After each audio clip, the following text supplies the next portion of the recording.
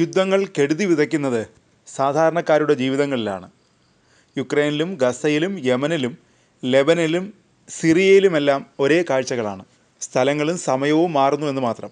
യുദ്ധഭീതിയിലാണ് ഇസ്രായേലും. ഹൂതികളും ഹമാസും ആക്രമിക്കുന്നു. ഇറാൻ ആക്രമിക്കുമെന്ന് ഭീഷണി മുഴക്കുന്നു.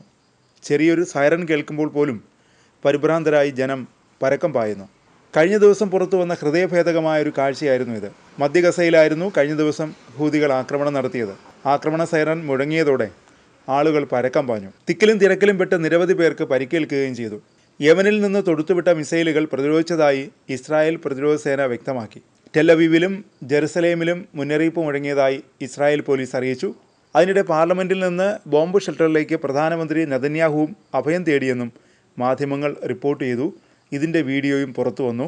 ഗസയിൽ ഇസ്രായേൽ വീണ്ടും ആക്രമണം ആരംഭിച്ചതിന് പിന്നാലെ ഹമാസും തിരിച്ചടിച്ചു തുടങ്ങി.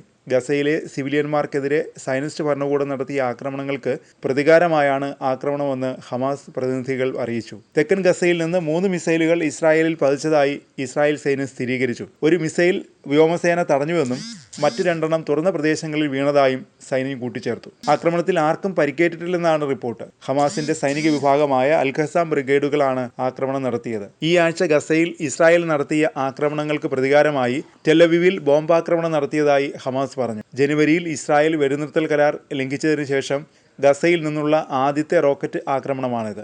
ചൊവ്വാഴ്ച ഇസ്രായേൽ വ്യോമാക്രമണം ആരംഭിച്ചതിന് ഒരു ദിവസം ശേഷമാണ് കരയാക്രമണം തുടങ്ങിയത്.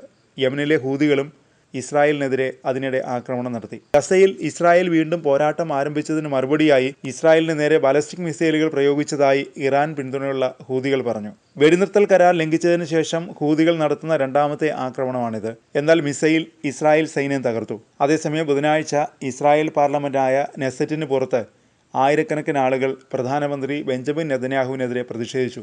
ഗസയിലെ യുദ്ധത്തെയും പുതിയ തെരഞ്ഞെടുപ്പുകളെയും ചൊല്ലി ഭിന്നിച്ച സർക്കാരിൻ്റെ തകർച്ച തടയുന്നതിനാണ് നെതന്യാഹു യുദ്ധം പുനരാരംഭിച്ചത് എന്ന് പ്രതിഷേധക്കാർ ആരോപിച്ചു. എന്നാൽ ഇസ്രായേൽ ശത്രുത അവസാനിപ്പിക്കാൻ സമ്മതിച്ചതിനെ തുടർന്ന് ഇസ്രായേൽ മന്ത്രിസഭയിൽ നിന്ന് രാജിവെച്ച തീവ്ര വലതുപക്ഷ മന്ത്രി ഇറ്റാമർ ബെൻഗ്വിർ യുദ്ധം പുനരാരംഭിച്ചതിനാൽ നെതന്യാഹു സഖ്യത്തിലേക്ക് മടങ്ങുമെന്നും പ്രഖ്യാപിച്ചു. ചൊവ്വാഴ്ച ഗസയിൽ നടന്ന വ്യോമാക്രമണങ്ങളിൽ 400-ലധികം പേർ കൊല്ലപ്പെട്ടതായി ഗസ ആരോഗ്യ മന്ത്രാലയം അറിയിച്ചു. മാത്രമല്ല ഗസയിലെ ഹൂതി വിമതരെ ഉന്മൂലനം ചെയ്യുമെന്ന് US പ്രസിഡന്റ് ഡൊണാൾഡ് ട്രംപ് മുന്നറിയിപ്പ് നൽകുകയും ചെയ്തു. ഹൂതി ലക്ഷ്യങ്ങളിൽ US വീണ്ടും കനത്ത വ്യോമാക്രമണം നടത്തിയ ശേഷം ട്രംപ് തന്റെ സോഷ്യൽ മീഡിയ അക്കൗണ്ടായ ട്രൂത്ത് സോഷ്യലിൽ പ്രസ്താവന പങ്കിടുകയായിരുന്നു. വ്യോമാക്രമണം അപരിഷ്കൃതരായ ഹൂതികൾക്ക് കനത്ത നാശനഷ്ടമുണ്ടാക്കുകയും ചെയ്തതായി ട്രംപ് അവകാശപ്പെട്ടു.